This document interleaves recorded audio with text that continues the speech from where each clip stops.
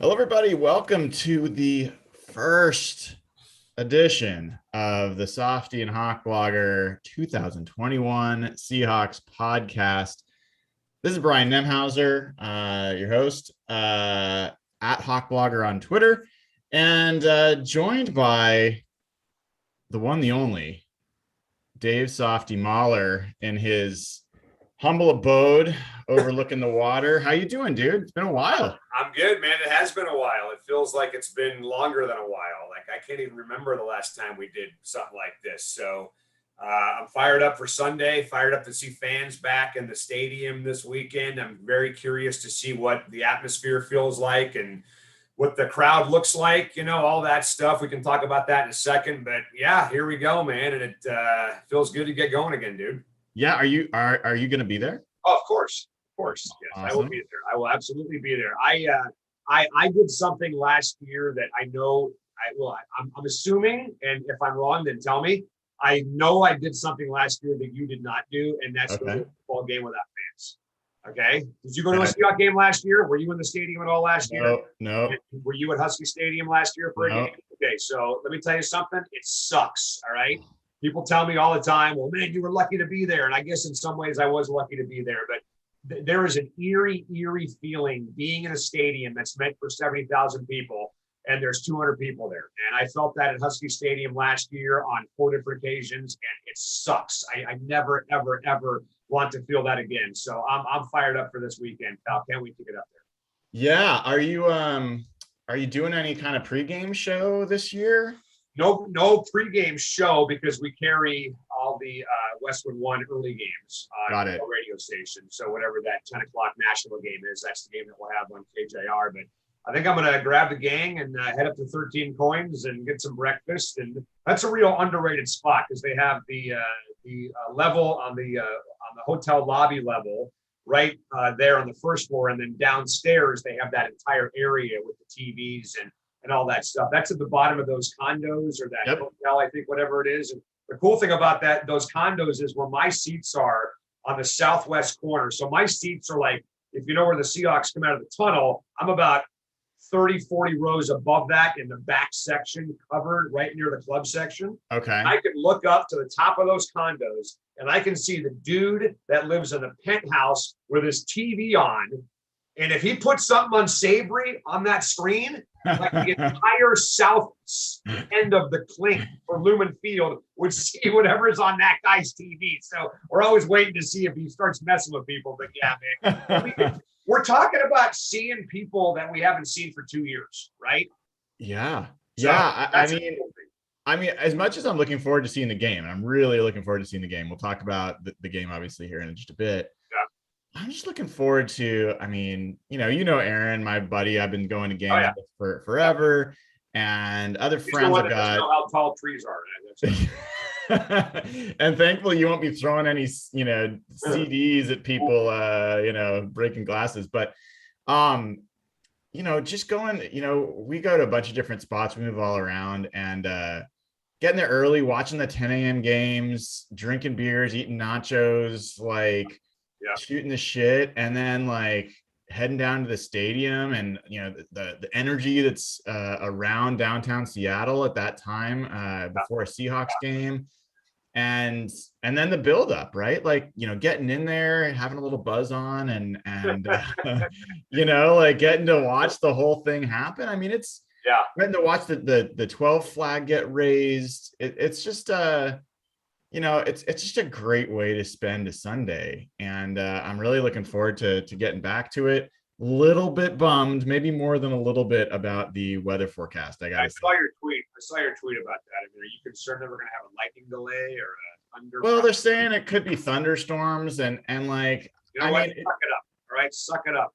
Well, I mean, it could be hours. That would suck, dude. Come on. We had the Cal game at UW a couple years ago, where there was a lightning delay and the power went out at Husky Stadium. I remember that. 4.5 hours waiting for the game to restart. And by the time it started again, everybody had gone home, right? There was nobody left in the stadium. So my curiosity really for this weekend, and we are, I think, and correct me if I'm wrong, one of 4 cities in the NFL that is requiring masks at games.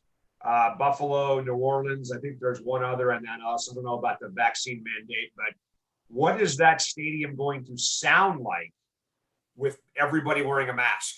And they're I'm curious. You know, what does that actually do to the decibel level of the crowd on Sunday if everybody is coming from this perspective versus this perspective? I mean, it cannot be as loud, right? We know one thing, it won't be louder than it normally is with everybody wearing a mask. What does it sound like? We will not get into the political side of all that for a lot of reasons. I know that's not what you're getting at, but I will say the Mariners have a mask mandate too. And if you've been watching the games, about 30% of the crowd seems to be wearing masks. No, for sure. I mean, I've been actively eating or drinking for 18 months, to be totally honest. So, and look, I mean, the whole political thing, I'm with you 1,000%. It doesn't really matter because you have to wear a mask. That's it. So end of story. We can debate it. We can not debate it. We can be pissed about it, not be pissed off about it. You got to make a choice. And I know there's a lot of people that I know that have decided to just not go to the game. And that's totally cool. You don't want to go, then don't go. You can stay home, watch the game on TV. Cool as well. But this is what it is. Do I wish I could change it? Maybe, but it doesn't matter. It is what it is. So I'm very curious to hear what it sounds like on game day. And I'm also curious, you mentioned all the restaurants and stuff. What's going on downtown around the stadium? Like what's open, right? I mean, Jimmy's isn't open yet. The bar across the street from Lumen, because they can't find enough people to work there. So they're targeting that Thursday night game against the Rams, by the way. Henry's has been closed. The Pyramid Brew Deck is no longer there. I just wonder what's going to be open. And, you know, I would just encourage people to be patient with servers and stuff. They're all overworked and they're stressed out. There's not as many people working down there. And then on top of that, my wife made fun of me the other day for bringing this up on the show.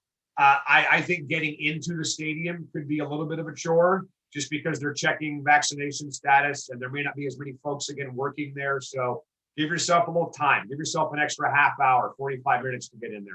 I think those are great. And I mean, people should be hopefully generous as they can, tipping. I mean, all that stuff. And just one last quick bit of advice for folks, and then we'll get into talking about the Seahawks, is you do have to bring in your proof of vaccination or, you know, proof of negative test within the last 72 hours. But if you have the Clear app, like, you know, the Clear app that you can use to get in at airports, but if you put it on your phone, you can actually upload your proof of vaccination into that electronically and breeze through getting in at the stadium. So I've done that. I highly recommend it. Good way to cut down on the time to get in. All right, so let's turn our attention to talking about this game, Dave. You know, first, you and I haven't talked about the Seahawks at all for a little bit, so I'd love to hear, you know, your just first, you know, impressions of the team from last week.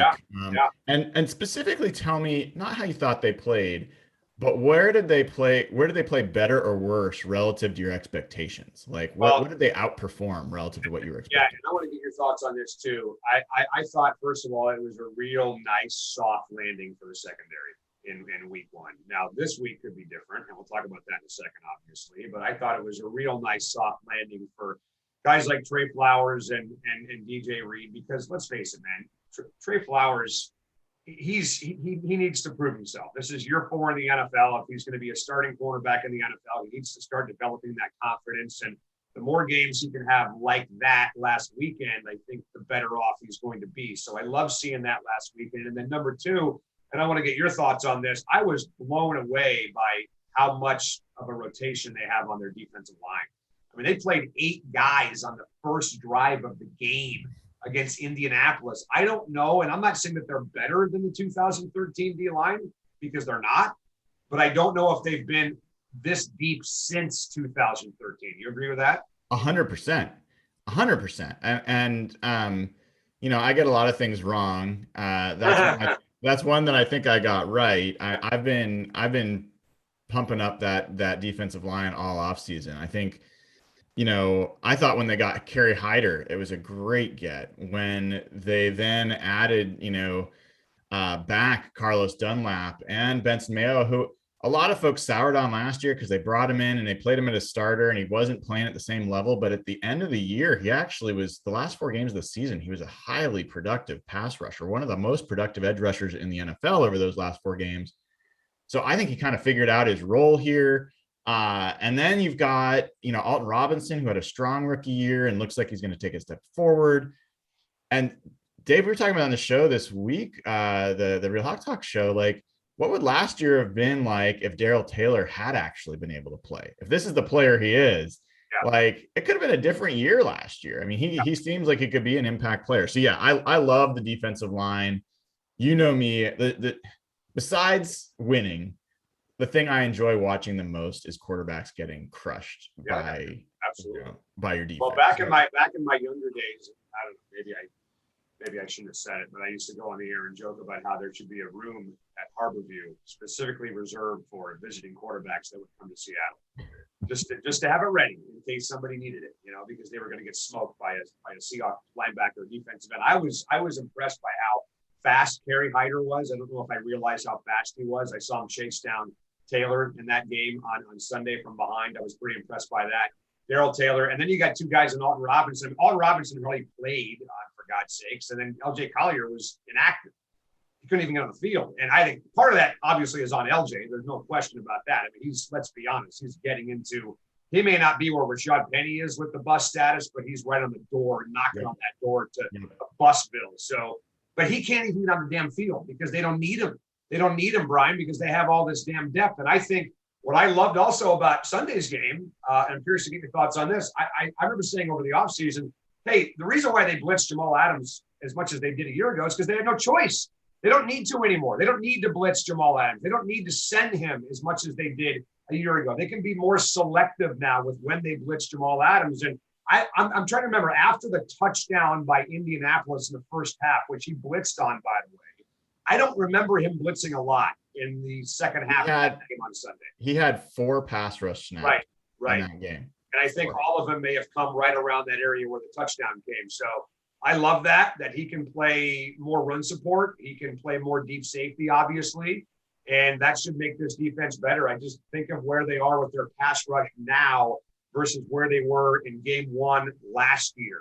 It's night and freaking day. We're not going to be sitting around going, oh my God, we have to trade for a pass rusher like we were a year ago. So I love it. And their rotation's awesome. And that should mean that guys are healthy and fresher by the end of the year.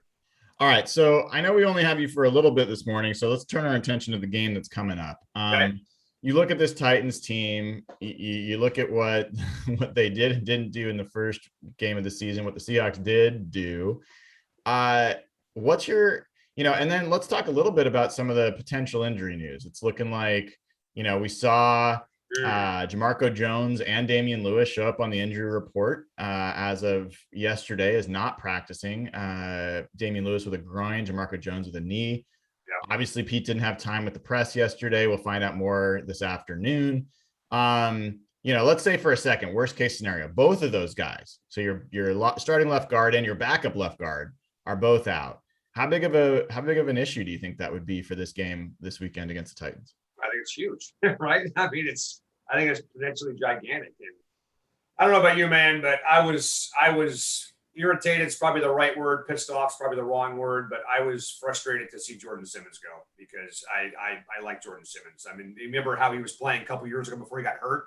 I thought he was, I'm not going to say a star in the making, but a starter in the making for Jordan Simmons. And I'm just frustrated at where that's gone. It just seems like all these offensive linemen that we think have real potential, Michael Bowie, Alvin Bailey, Jordan Simmons, they all take off and none of them work out in Seattle. So I'm frustrated with the Jordan Simmons thing, even more so now after this injuries news came out. But that's where Shane Waldron gets paid, right, to protect Russell Wilson and find a way to make this offense function. I mean, obviously he was phenomenal as a play caller last week. So can they get Russell Wilson on the move? Can they run away from the problem areas on their offensive line? Can they use Gerald Everett more this weekend as a blocker and less as a pass catcher? So, yeah, I mean, I'm curious to see if Shane Waldron's as smart as we think he is, because he's going to have to overcome injuries at some point during the year, right? And he's going to have to potentially start doing it this weekend against the defense that I'm telling you is pissed off and salty after what happened last Sunday. I don't like facing Tennessee after they got their ass kicked by the Cardinals last weekend. It's funny. I don't care at all about that. I think the Titans suck. I think they suck. I think their defense can be as mad as they want. And remember this after the game on Sunday if things don't go so well. It doesn't matter. Regardless of what happens on Sunday, the Titans defense is terrible.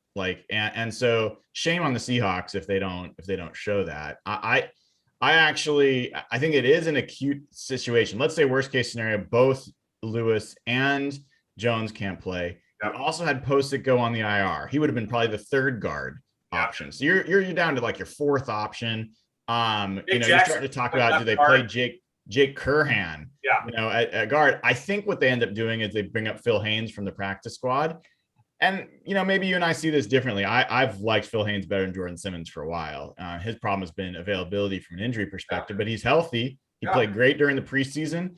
I think, there's not a guy on that defensive line that the Titans have that worries me at a guard spot. So and I like Phil Haynes too. I just like him and Jordan Simmons, right? I get you. Well, that's the point. Like, you have Lewis, you have Jones, you have Posick all going, maybe. And then you have Simmons gone that same week. Simmons might have been the choice because he's been a starter at guard. They might have elevated him, but they don't have that choice now because the Raiders took him. So it'll be interesting. I would hope that they play Haynes over Curhan. I don't want a rookie, has never played guard getting his first start, in the rain. And, I'd rather see a guy like Haynes. Haynes started a game in the playoffs against Green Bay and did pretty darn well. So, I'm okay with that. I'm hoping that's what they would do, but we'll find out. Maybe this is all about nothing. Maybe both those guys, they just held out precautionary and one of them will be available. And, again, you can always put Gabe Jackson left guard for a game if you have to. I don't think they want to do that because they look at him as a right guard long-term. So let's keep him at right guard long-term, but he is a veteran. So I think him going back and forth is less problematic for maybe somebody else. And the problem I have with offensive line injuries is not even just performance, it's communication, right? When guys start miscommunicating and they miss blocks and obviously they miss zones, things like that, and then guys end up getting killed. So I'm curious to see what Shane Waldron does. But look, you're right. This is not even a concern until it's a concern on Sunday. But that Titan offense, man, just to flip it around, we talked about that soft landing for Trey and DJ and those guys. Julio and AJ Brown, Derrick Henry.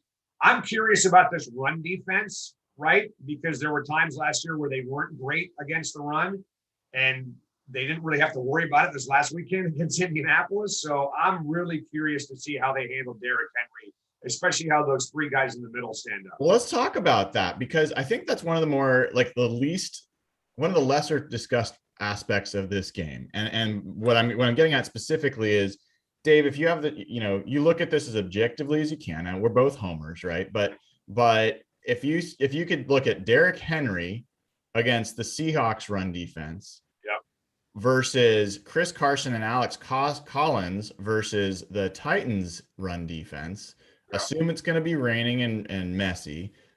Which do you think has the bigger advantage? Well, the Seahawks for sure. There's no question about that. But I still think that Derrick Henry, Brian Monet, Poona Ford, Al Woods, right? And then we're talking about run support from linebackers and safeties. So I have thought all offseason long that they are a little thin at defensive tackle. I still think that. I don't know if there really is a huge, gigantic difference maker at that spot. Poona has been very good against the run. There's no question about that. But I still think they could use a little bit extra there with a game like this against Derrick Henry. So I'm curious to see what kind of role Jamal Adams plays in run support this weekend, for example. But I like the Seahawks matchup against the Titans defense because I agree with you. I think the Seahawks defense is on a different level than the Titans defense is. But that's one thing that we really have yet to see is how this team does against a real big-time bruising running back and Derrick Henry. And I'm nervous about, not from our perspective, but from a Titans perspective, Derrick Henry has had like 690 carries the last 2 years combined. Are we going to see him fall off a cliff like Terrell Davis did 20 years ago? So they're leaning on him a ton, and they'll lean on him again a ton this weekend. And that's the real concern. It's not just the Titans getting killed by Arizona. You mentioned their defense because the Titan defense sucks. Their offense doesn't suck. and their offense was totally shut down last weekend. So you're going to face an angry Derrick Henry, an angry Julio Jones, an angry A.J. Brown, an angry Ryan Tannehill, a much more focused offense than we saw a week ago. Chandler Jones obviously got after him, but I just think that we should expect to see a much different offense than we saw a week ago. I think that's right. And I mean, it is a really fascinating game for a bunch of reasons, but on one hand, I think if you're Tennessee, you got to be thinking that you're going to try to get Derrick Henry going. I think that team is built to start that way. And then, but at the same time, every time they run into Derrick Henry, they're not testing the Seahawks corners. Mm-hmm. And, you can't tell me that that's not the biggest mismatch, in this game is, at least for the Titans, is A.J. Brown against any one of the Seahawks cornerbacks is a huge mismatch.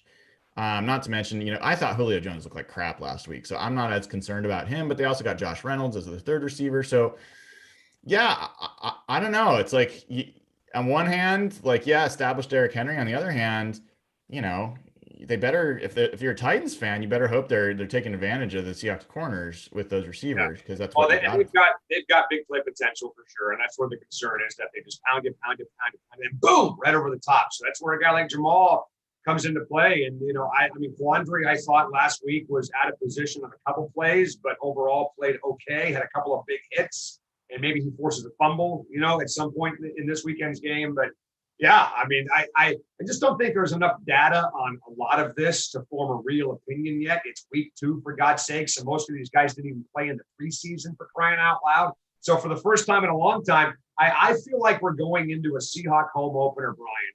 And there's nothing wrong with saying, you know what? God, I don't know. I don't know how this turns. I don't know how this run defense does against Derrick Henry. I don't know how Trey Flowers and DJ Reed do against A.J. Brown and Reynolds and Julio Jones. And let's find out. Let's find out and then talk about it after the game on Sunday, because this is the biggest challenge, absolutely, that these guys have seen.